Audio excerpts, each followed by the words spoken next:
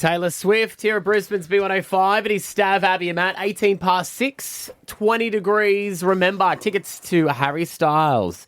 If you want to get your hands on those, it's your last day today. You could be off to Sydney, fly to Com, the entire lot. All you got to do is simply get on the air with us, 13 10 60. The Scoop. You're waking up Friday, February 6th. These are the top 3 stories in Brisbane today. 1. This excites me very much.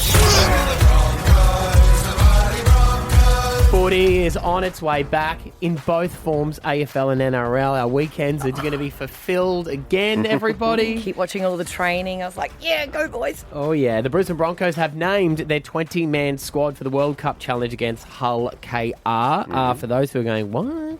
That is, of course, from the English Super League and the winner of the NRL. Yep. They fight it out to see who is, in fact, the world champion. Okay. Head coach Michael Maguire has kept most of the premiership-winning core team from last year in there, like Reece Walsh, Adam Reynolds, Pat Carrigan, Payne Haas. They're all playing. There was speculation that they may not play because one of your biggest fears is an injury before the actual season. But no, he says we want to get in there. They are taking this game seriously. Okay. This is not just a bit of fun to them. They're getting involved. Meanwhile, of course, Blake Moser gets a run. He is one of their newbies. And then Brendan Piakura as well is going to be rested because he has himself a little bit of an injury. So looking forward to yet another trophy being there at Red Hill. 2. Well, a Hobart lady who was travelling in Perth got a nasty shock when she caught an Uber. She prepaid the $50 trip. She got in the car. The Uber driver turned to her and said, "It's hot today, isn't it?" And she said, "Yes."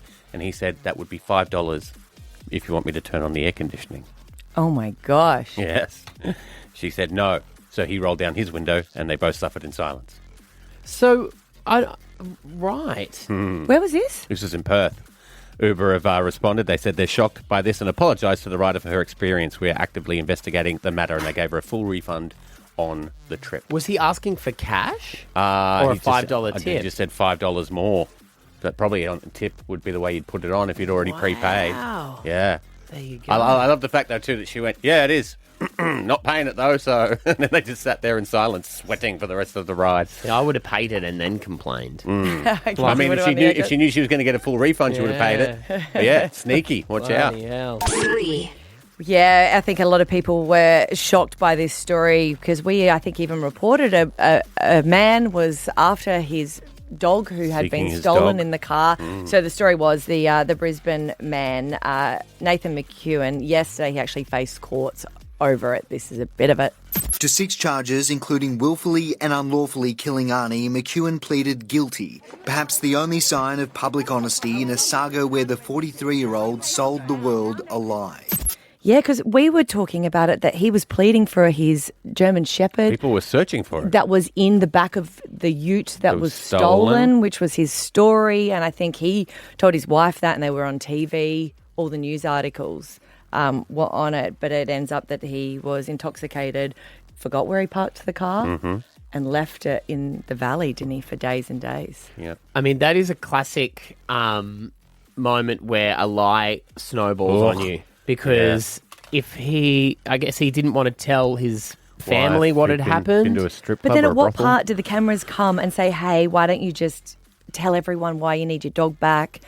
At what point then would you not say it? Or do you don't think I think he was in so deep he didn't know a way out. Yeah. And I'm not excusing the behaviour at all. yeah. But, I remember seeing that story and feeling terrible. I can remember there was people who were offering up puppies. They were breeders of dogs who were like in tears wanting to offer.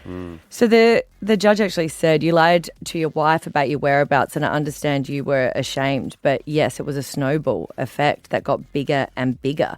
And they're saying that you even hindered police efforts to be able to do it. They're saying that he has been remorseful and he wants to go to rehabilitation and going through personal issues. But I don't know how you... I wonder...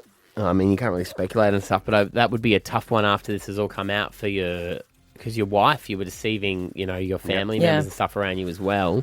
Yeah. They're saying that he turned to drugs and alcohol to cope with family issues, and his decision-making spiralled.